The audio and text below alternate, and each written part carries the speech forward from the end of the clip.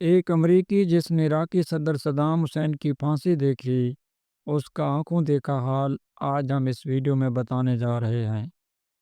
ایک امریکی جس نے صدر صدام حسین کی پھانسی کے عمل میں شرکت کی، کہتا ہے کہ وہ آج تک اس واقعے پر غور و فکر میں ہے اور اکثر یہ پوچھتا ہے کہ اسلام موت کے بارے میں کیا کہتا ہے۔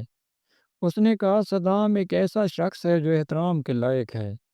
رات 2 بجے صدام حسین کی کوٹری کا دروازہ کھولا گیا۔ پھانسی کی نگرانی کرنے والے گروہ کا سربراہ اندر آیا اور امریکی پہرے داروں کو ہٹنے کا حکم دیا گیا۔ پھر صدام کو بتایا گیا کہ 1 گھنٹے بعد اسے پھانسی دی جائے گی۔ یہ شخص ذرا بھی گھبرایا نہیں تھا۔ اس نے مرغی کے گوشت کے ساتھ چاول منگوائے جو اس نے آدھی رات کو طلب کیے تھے۔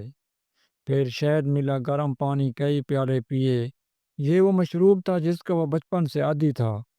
کھانے کے بعد اسے بیت الخلاء جانے کی پیشکش کی گئی، مگر اس نے انکار کر دیا۔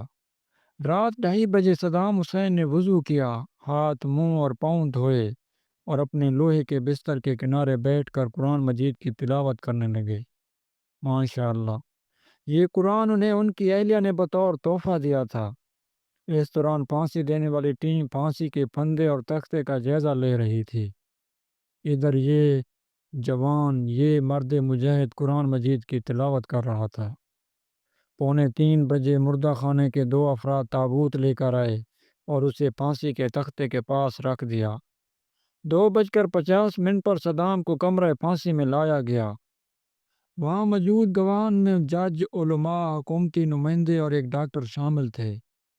3:01 پر پھانسی کا عمل شروع ہوا، جسے دنیا نے کمرے کے کونے میں نصب ویڈیو کیمرے کے ذریعے دیکھا۔ اس سے قبل ایک سرکاری اہلکار نے پھانسی کا حکم پڑھ کر سنایا۔ صدام حسین تختہ پر بلا خوف کھڑے رہے، جبکہ جلاد خوف زدہ تھے۔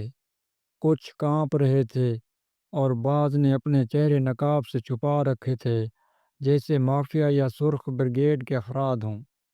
وہ لرزاں اور سہمے ہوئے تھے۔ امریکی فوجی کہتا ہے، میرا جی چاہا کہ میں بھاگ جاؤں جب میں نے صدام کو مسکراتے ہوئے دیکھا، جبکہ وہ آخری الفاظ میں مسلمانوں کا شعار پاڑ رہے تھے، لا الہ الا اللہ محمد الرسول اللہ۔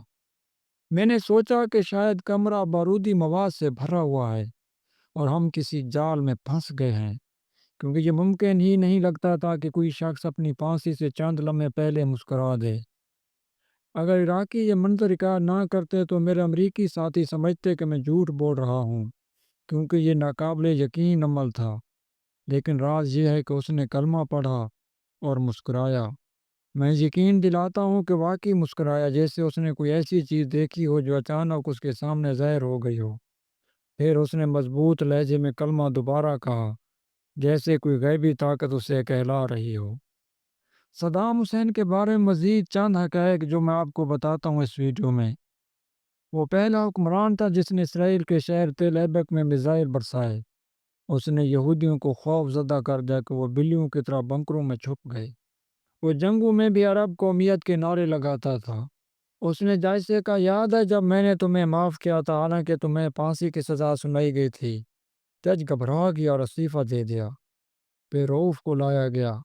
اس نے کہا، اے الوچ، ہم نے موت کو اسکولوں میں پڑھا ہے، کیا بڑھاپے میں سے ڈریں گے؟ اس نے شام و لبنان کو کہا، مجھے 1 ہفتہ اپنی سرحدیں دے دو، میں فلسطین آزاد کرا دوں گا۔ آخری لمحے پھانسی سے قبل امریکی افسر نے صدام سے پوچھا، تمہاری آخری خواہش کیا ہے؟ صدام نے کہا، میری وہ کوٹ لا دو جو میں پہنتا تھا۔ افسر نے کہا، یہی چاہتے ہو، مگر کیوں؟ صدام نے جواب دیا، عراق میں صبح کے وقت سردی ہوتی ہے، میں یہ نہیں چاہتا کہ میرا جسم کانپے اور میری قوم یہ سمجھے کہ ان کا قائد موت سے خوف زدہ ہے۔ پھانسی سے قبل اس کے لبوں پر آخری کلمات کلمہ شہادت ہے، سبحان اللہ۔ اور اس نے عرب حکمرانوں سے کہا تھا، مجھے امریکہ پھانسی دے گا، مگر تمہیں تمہاری اپنی قوم پھانسی دے گی۔ یہ کوئی معمولی جملہ نہ تھا بلکہ آج ایک حقیقت ہے۔ اللہ اس بہادر پر رحم فرمائے اور اس کو جنت میں اعلیٰ مقام عطا فرمائے۔ اگر آپ کو یہ ویڈیو پسند آئی ہے تو ویڈیو کو لائک کریں، چینل کو سبسکرائب کریں، ایک مرتبہ حضور صلی اللہ علیہ وآلہ وسلم پر درود بھیجیں۔ ملتے ہیں اگلی ویڈیو میں، تب تک اجازت دیجیے۔ اللہ حافظ۔ السلام علیکم ورحمۃ اللہ وبرکاتہ۔